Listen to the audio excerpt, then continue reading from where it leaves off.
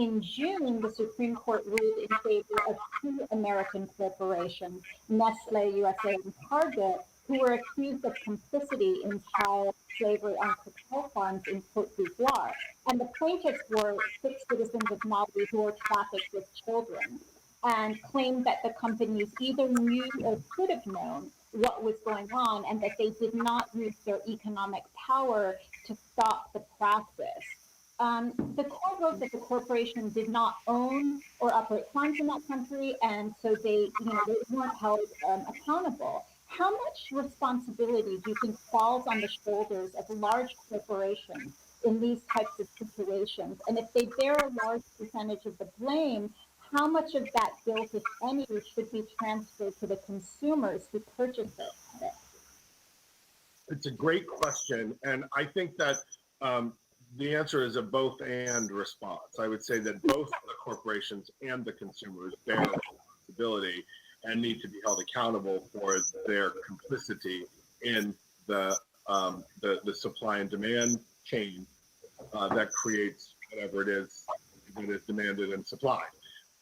And that said, and I'll get back to I think that they're similarly, but there's a similarly complicit, but they're differently accountable, if that makes sense. And I'll get back to that in a second. But the thing that I want to call attention to first is that, because of the complexity and the proliferation of global capitalism over the last 30 or 40 years, we now have a situation where it is perfectly viable or feasible for a company based, say, in the United States, whose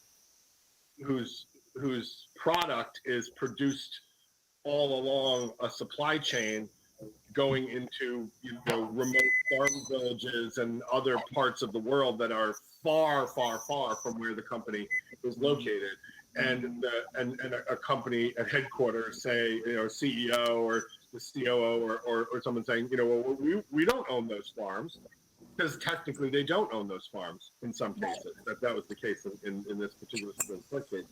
And so there's a way in which a company could say, well, we're not complicit because we didn't know that, and we don't own that, and we're not there, and so we can't be held accountable for that. My feeling is that I have not met a company that does not want to find a way to make what it makes cheaper and then sell them for more profit. Right? There are very, very few companies in the world, and none that I can think of off the top of my head, that don't want their products to be made more cheaply and sold to generate more profit. And so as a result of that, right from that decision, from the decision to find the cheapest kind of supply chain and the cheapest kind of labor to produce the products to sell at market, wherever that market is, whether it's a global marketplace or a specific national marketplace, right? We're in a situation where those companies are already complicit in whatever they're doing to reduce the labor costs.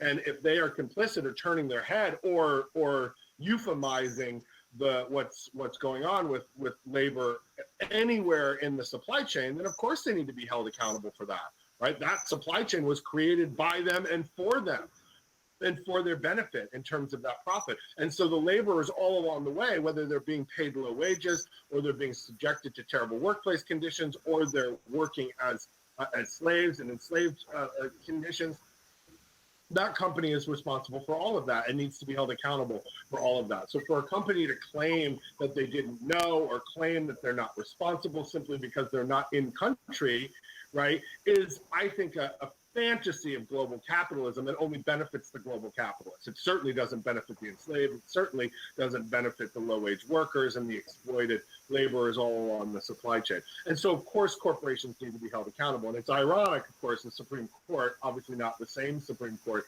the Citizens United case, where they famously said that corporations are not people, are people.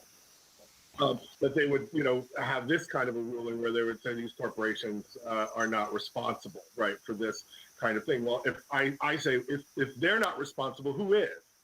Right. Who's responsible for this? And there may be different people responsible on the way.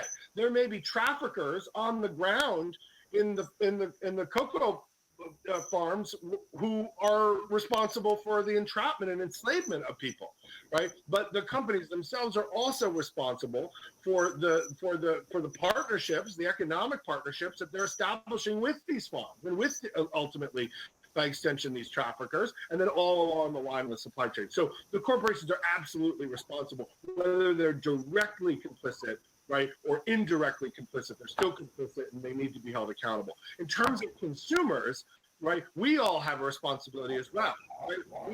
We have to educate ourselves, just like we would do for anything. When we go to vote, we educate ourselves about the candidates. When we go to school or apply to colleges, we educate ourselves about the financial aid programs and the academic programs and the extracurricular programs. Whenever we do something that matters to us, we educate ourselves. And it's the same thing with respect to our role as consumers, not just as voters, citizens, students, etc., but as consumers as well. And so if we willingly and knowingly purchase goods that we know are contaminated by slave labor, then that's on us too, and we need to be held accountable for that, right? It's harder to hold us accountable, individual consumers accountable, than it is corporations, right? Because there are laws that regulate corporations. There aren't as many laws that regulate consumers when it comes to this kind of consumption. And so, but my feeling is we have to educate ourselves. California passed a really a groundbreaking law recently, and there's an organization or a movement, an initiative called knowthechain.org, that Free the Slaves has partnered with, and that a number of anti-slavery organizations have partnered with to help companies do a better job identifying what's going on in their supply chain so that they can clean up and eradicate slavery from any part of their supply chain. And it also offers an entry point or window for consumers into more responsible consumer consumption and particularly anti-slavery consumption, which is what we're talking about here.